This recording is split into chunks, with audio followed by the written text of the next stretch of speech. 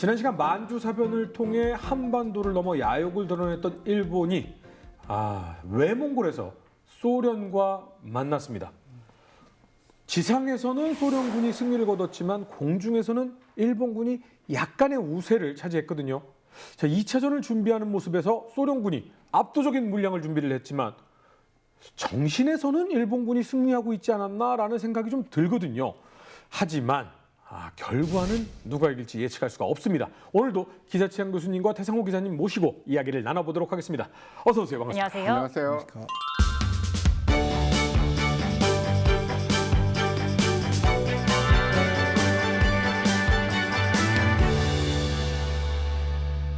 자, 말씀해 주신 것처럼 객관적인 전력에서는 관동군이 조금 밀리는 그런 상황이었습니다. 그런데 2차 전투가 관동군이 선제 공격을 하면서 시작됐다고요?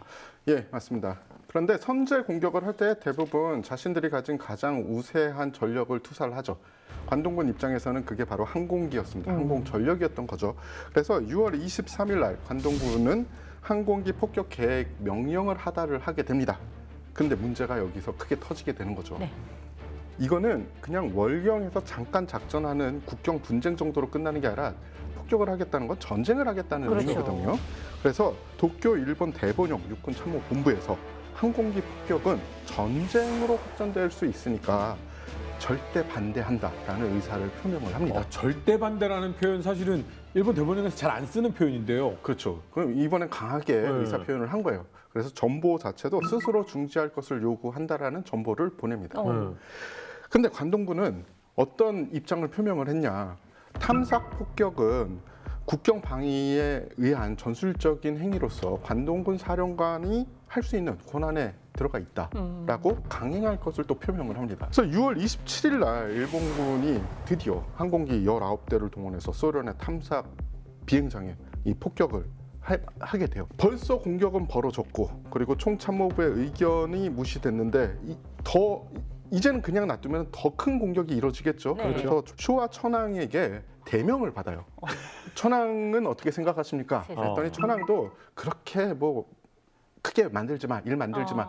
이 이야기를 듣고 특사가 적의 근거지에 대한 이 항공 공격은 금지한다라는 그런 특명, 참모 총장의 특서를 가지고 만주국의 수도 신경으로 도쿄에서 29일 날 급파가 됩니다. 이거는 출발을 하게 돼요. 정말 말 안 들으니까 이거는 진짜 이거 폐하의 명령이야 하고 가지고 간 거네요. 그런데 관동군은 계속 어떤 생각이냐? 아니 이런 사소한 것까지 천황폐하가 무슨 이야기를 하냐? 우리가 알아서 하겠다. 이 현지 사정을 모르는 대본영이 자꾸 이러는 사이에 침공했던 소련군하고 외몽골군이 후퇴를 해버릴 수가 있잖아요. 네. 무공을 취할 수 있는 기회가 없어지니까 지금 빨리 공격을 해야 된다. 우리가 지금 저런 의견에 휘둘릴 때가 아니다라는 생각을 하게 됩니다. 그래서 6월 30일 날 23사단의 사단 작전 명령이 하달이 돼요. 네. 일본군의 원래 작계는 조금 하라강에 부교를 설치하고 주력 부대가 서안으로 도강을 하는 거였죠. 그래서 소련군의 테러를 차단하고 그동안 기갑 부대가 남하를 해서 홀스텐강에서 소련군을 선별한다는 것이었는데 실무적으로 들어갔어요. 이제 작전을 실행하려고 실무를 딱 들어갔는데 문제가 터집니다. 문제가 그들이 가지고 있는 일본군이 가지고 있는 부교 자체가 전차가 도강을 할 수 있는 하중을 견딜 수 없는 부교였어요. 그런데 작전은 전차가 서안으로 넘어가는 작전을 짜놨죠. 아예 안 되는 거 아니에요? 그렇죠. 어불성설이잖아요. 네. 그래서 결국 전차들은 서안으로 못 넘어가고 보병만 넘어가요? 보병과 보병을 지원할 수 있는 포병 그리고 공병대 일부가 넘어가게 됩니다. 그래서 이제 실질적으로 작전이 전개가 되는데 7월 2일 날 23사단의 주력 부대죠. 세계 보병 연대와 포병 1개 대대가 하라강 도강에 도하를 하는데 성공을 하게 돼요. 그리고 외몽골군 6사단과 교전을 하게 되는데 그날이 첫날이잖아요. 네. 사실상 말이 교전이지 외몽골군은 일본군을 보자마자 도주를 합니다. 혹은 작전상 후퇴를 해버려요. 그렇죠. 외몽골군이 상대할 만한 전력은 아닌 그렇죠. 것 같은 느낌이네요. 그렇죠. 게다가 그다지 아직까지는 싸울 필요가 없는 거죠. 소련군이 올 테니까. 그렇죠. 첫날 작전은 이 외견상으로 보기에는 성공한 것처럼 보였습니다. 근데 그렇죠. 문제는 다음 날 소련의 이 대대적인 반격이 시작이 돼요. 그렇죠. 여기서부터가 진짜 전투죠. 네. 삼전차 연대가 중전차를 동원해서 이제는 주간에 정면 공격에 나섭니다. 네. 네. 하지만 소련군이 기갑 전력도 세고 포병 전력도 셌죠. 그래서 당연히 엄청난 피해를 입고서 4일에는 오히려 소련이 공세를 하고 일본군이 방어하는 이런 모양새가 이 전선에서 나타납니다. 이제 주코프가 들어오는구만. 자, 그러면 소련군 준비된 자동화 기계화 부대 출격해서 반격에 나설 거 아니겠습니까? 이제 진짜 전투는 소련군의 준비된 전투는 여기서 시작이잖아요. 네, 그렇습니다. 주코프 장군의 생각은 일단 하라강 동쪽에 이제 외몽골과 소련군이 포진해 거기는 이제 진지 방어를 한다. 네. 그래서 방어를 하고 있는 동안에 북쪽에서 도하에서 공격하는 일본군 주력을 경멸하면 자연적으로 전투에서 이기는 것이죠. 네. 그런 생각을 하고 북쪽에 주로 기갑여단과 장갑차 여단, 그다음에 보병 일부 부대를 북쪽에 집중적으로 투입을 하죠. 그래서 먼저 기갑여단과 장갑차단을 투입해서 일본군의 진출을 막습니다. 근데 문제는 뭐 말씀하셨듯이 일본군이 전차 부대가 없었기 때문에 소련군의 반격에 일본군이 이제 공격하다가 방어로 들어가게 되는 거죠. 네, 그리고 소련 주코프 장군이 보병까지 투입을 해서 오히려 하라강을 도하해서 역포위 작전을 하려고 하는 거죠. 그러다 보니까 이제 일본군 그 24사단장이 봤을 때 오히려 역포위 당해서 전멸당할 위기가 있었기 때문에 스스로 이제 다시 하라강을 역으로 도하해서 후퇴를 하게 돼서 후퇴를 해서 다시 이제 기본 그쪽 그 기갑 부대와 함께 동안에 있는 부대만 공격하자 이렇게 생각을 하게 됩니다. 그래서 결국은 이제 동안 쪽에서는 일본군이 계속 이제 기갑 부대를 투입했는데 네. 이게 문제는 이제 일본 그 지침이 기갑 부대를 양성한다는 목표에서 이 부대를 철수를 시켜버려요. 아, 이거 이름은 안 된다. 예, 기갑 부대를 보존해야지 네네. 예, 전투에서 완강히 정하니까 철수시킨 상태고, 그 다음에 24사단 주력도 지금 하라강을 다시 역도화해서 다시 철수하는 지경에 생깁니다. 네. 근데 문제는 말씀드렸듯이 서안이 상당히 높잖아요. 50m 정도. 소련 포병들이 다 이렇게 지켜보고 있잖아요. 네. 그래서 이 철수하는 부대에 대해서 엄청난 공격을 가하게 되죠. 결국은 이제 23사단도 그런 포격에 버티지 못하고 이제 철수를 하게 됩니다. 그래서 23사단이 한 5천여 명 정도 사상자가 발생하고, 소련군의 포병이 얼마나 그 격렬히 셌냐 하면은 주간에는 일본군이 기동을 하지 못할 정도예요. 그래서 철수를 하더라도 야간에만 기동을 하고, 그래서 야간에 철수하게 되는 그런 상황까지. 엄청난 화력으로 밀어붙이고 있는 뭐 그런 네. 상황인데, 네. 근데 그렇다고 해서 또 23사단이 물러나지는 않을 거 아니에요. 그렇죠. 회심의 일격을 계획을 했습니다. 그래서 없는 뭐 사정이지만 야포 82문을 동원해서 준비 포격을 한 뒤에 보병의 공격이 7월 23일 날 이루어집니다. 보병이요? 그렇죠. 그러니까 먼저 준비 포격을 하고, 그리고 일본군이 잘하는 돌격을 했다라고 보시면 되는 거죠. 당연히 소련군의 어마어마한 포격 세례, 그리고 교수님이 말씀하신 것처럼 감제고지, 위에서 보이는 고지에서 정확하게 때리는 그 포격을 일본군은 막아낼 수가 없었죠. 결국 일본군이 선택한 마지막 이 공세적인 상황은 무엇이냐? 네. 소련군이 못 보는 야간에 소부대로 기습 돌격을 하자. 그래서 몇몇 차례 기습을 해서 어느 정도 정과는 생겼지만 25일경이 되자 일본군 사상자가 5천여 명에 이릅니다.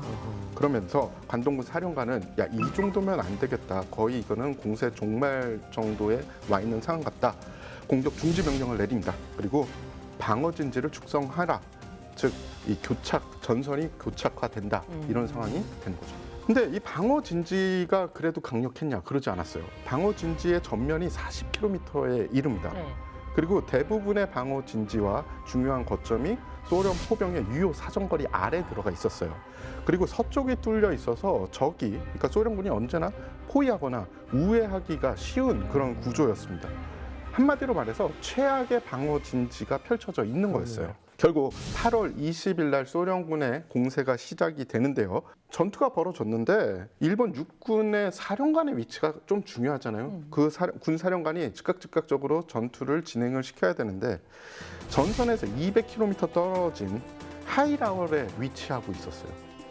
왜 이렇게 멀리 떨어져 있어요? 그거 자체가 사실은 이게 진짜 전투를 하려고 하는 건지 아닌 건지 모르는 거죠. 근데 그들이 그래서 결국은 정신을 차려서 언제 전선 부근으로 사령부를 옮기나 네. 3일 뒤인 23일이 돼야지 사령부가 전선 부근으로 이동을 합니다. 본격적인 전투는 새벽 5시 45분에 시작이 됐어요. 일본군의 이 포진지에 맹폭격을 시작을 하고 폭격기를 동원해서 그러니까 폭격기 150대 정도가 동원이 돼서 폭격을 합니다. 그리고 육군의 최일선 진지, 예비대, 포병 진지 같은 전략적인 표적에 대해서 공격이 개시가 되죠. 계획대로 일단 전면 공격은 물론이고 남북의 집단이 이 양익을 포위하는 그런 그림이 그려지게 됩니다. 그래서 남쪽에 상당히 진출이 빨랐는데 아까 말씀드렸다시피 40km 되는 정면에 1, 2 사단이 방어 진출을 하고 있기 때문에 틈이 많은 거예요. 그래서 그리고 특히 남쪽 지역은 일본적으로 봤을 때는 좌익이죠. 그쪽에는 방어가 상당히 약해서 소련군이 쉽게 진격을 해서 남쪽에서 우회 포위를 성공하게 되죠. 그리고 바로 한 이틀째 정도면 남쪽의 장갑 여단이 노모난 일부 부대가 노모난까지 일본의 후방이잖아요. 거기까지 진출을 하게 되는 상황이 발생합니다. 그럼 뒤에서 나타나는 순간 그렇죠. 부대는 패닉에 빠지잖아요. 그렇습니다. 공황 상태에 빠지게 되는 거죠. 이제 그런 상황이 진행이 되고요. 그다음에 그 2일차 8월 20일 2일차 정도면 북쪽 집단도 어느 정도 공격해서 후위 고지를 포위 섬멸하려고 하죠. 이제 800명밖에 안 됐고 이때 소련군과 예몽군이 한 5,000명 이상이기 때문에 병력 사이가 엄청나게 차이가 있습니다. 그리고 그쪽 북쪽 집단군에는 장갑차도 있지, 그다음에 탱크도 있지, 보병도 있지. 근데 일본군은 보병 800명밖에 안 되니까 엄청난 열세 있는 거죠. 그렇죠. 그다음에 3일차 정도가 되면 북집단군이 상당히 완강히 방어를 하기 때문에 AB 장갑차 여단과 탱크 그다음에 아까 212 공정 여단을 북쪽으로 투입을 합니다. 그래서 북쪽에 완전히 후위고지를 포위를 해가지고 섬멸을 하고 불과 한 2, 3일 만에 그쪽에 3분의 2 병력이 일본군이 다 사망을 하게 됩니다. 사상도 아니고 사망이에요. 네, 그래서 800명 중에 대략 한 500에서 600명이 한 3일차 정도면 전멸을 거의 하게 그냥 됩니다. 부대 전멸이네요. 그렇죠. 네. 그래서 요거 그때 그 수색 대장이 한 5일차 정도 됐을 때는 더 이상 버틸 수가 없는 거예요. 그래서 탄약도 안 돼, 물도 지원 안 돼, 고립된 상태에서 하다 보니까 그렇지만 상부에서는 후퇴라는 명령도 안 내려와. 그리고 그 실제 그 전쟁 일지를 보면 매일매일 옆에서 죽은 사람이 3분의 2잖아요. 그러니까 시체 썩은 냄새가 나. 그러니까 더 이상 이거는 의미가 없다. 결국 자체적으로 철수 명령을 내려서 북쪽도 철수를 하게 되고 그리고 그 다음에 이제 그렇게 철수를 하다 보니까 이제 북쪽의 장갑차 여단이 이제 노모난까지 진출하게 돼서 거의 포위가 완료되는 상황이 발생을 하게 됐죠. 그래서 한 4일 정도에서 이제 포위 작전을 실시하게 되고 5일차는 일본군도 이제 더 이상 우도 반격을 좀 해봐야 되겠다 일부 시도했지만 실패로 돌아갑니다. 그러면 이제 끝났는데요. 탈출이라도 해야 되는 게 최선의 방법 아닙니까? 그렇죠. 육군 사령관이 23 사단장에게 드디어 포위망을 뚫고 노무난 방향으로 퇴각하라는 명령을 내립니다. 갈 데가 있어야 퇴각을 하죠. 근데 우리가 이미 봤듯이 노무난 방향에 지금 누가 있습니까? 소련군이 있잖아요. 그렇죠. 아니 어디로 가라는 거야? 지금 다 사방이 다 소련군인데. 예, 그래서 그런 병사들의 심정을 투영하는 듯한 행동이 그날 나와요. 11일 차에 남아있던 23사단 잔존 세력들이 야간에 철수를 시작을 하는데 그냥은 못 나가잖아요. 그러니까 수류탄을 투척을 하고 정말 전력을 다해서 탈출로를 뚫어요. 그래서 몇 명 정도가 그 다음 날까지 탈출에 성공을 하느냐. 사단 병력이잖아요. 탈출에 성공한 병력은 2,000여 명. 그럼 거의 90% 이상이 사살된 거예요? 나중에 한 80% 정도. 이 정도가 되니까 소련군과 왜 몽골군은 그러면 그 다음에 어떤 작전을 했느냐? 아예 추격도 안 했습니다. 어차피 이제 더 이상 저거 끝났다고 잡아서 뭐해라는 그렇죠. 그때 기준으로 보면은 벌써 소련군은 우리가 이긴 전쟁이야라고 생각을 한 거죠. 그래 보면 이제 소련군은 최초의 목표가 외몽골이 경계했던 하라강에서 20km 정도까지 국경선을 네. 생각했기 때문에 거기까지 점령을 하게 됐기 때문에 더 이상의 이제 진출을 하지는 않았던 거죠. 작전 목적을 달성한 거예요. 소련은. 전략적 목적 달성했으니까 더 이상은 욕심 부리지 말자. 네, 그렇죠. 그거와 함께 8월 31일, 9월 1일이 무슨 날인지 아세요? 세계대전 시작인가요? 그렇죠. 폴란드를 전격 침공한 날짜인 거예요. 그렇기 때문에 소련도 이제 유럽에서 전쟁이 발발했기 때문에 이쪽을 이제 더 기상 키우고 싶지 않고 그 병력들을 유럽으로 다시 이동시켜야 되는 그런 상황에서 소련군도 더 이상 이제 진출을 안 하게 되는 거죠. 결국 이제 9월 3일쯤 돼서 네.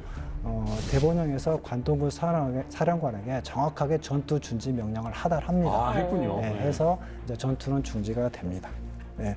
전투가 중지가 되면 아까 말씀하셨던 이제 외교 교섭이 돼야 되잖아요. 네. 네, 외교 교섭이 하는데 이제 뭐 소련 대사가 이제 소련에 주재하고 있던 이제 일본 대사가 이제 협상을 시작을 하죠. 네. 그래서 결국 9월 16일 날 이제 정전 교섭이 체결됩니다. 네. 네, 양측이 체결돼 가지고 그 하루 전날 그 기점으로 해서 국경선을 정한다. 이렇게 해서 이제 그 전투가 종료가 됐습니다. 그럼 소련이 전략적 목표로 삼았던 딱 거기는 뭐 달성을 한 거네요. 그렇죠. 예. 자, 이렇게 정전 협정이 체결이 됐습니다. 양측의 피해는 뭐 명확하게 일본 측의 피해가 컸겠네요. 대략 그 이제 2만 3천 명 정도가 이제 전체적으로 다 네. 투입이 됐고 한 80% 정도가 다 사망했다고 그렇죠. 볼 수 있죠. 그 부상자가 치료를 많이 못 받았을 테니 그렇게 된다면 정말 그냥 한 사단이 그냥 전멸을 해버렸네요. 네. 그렇죠.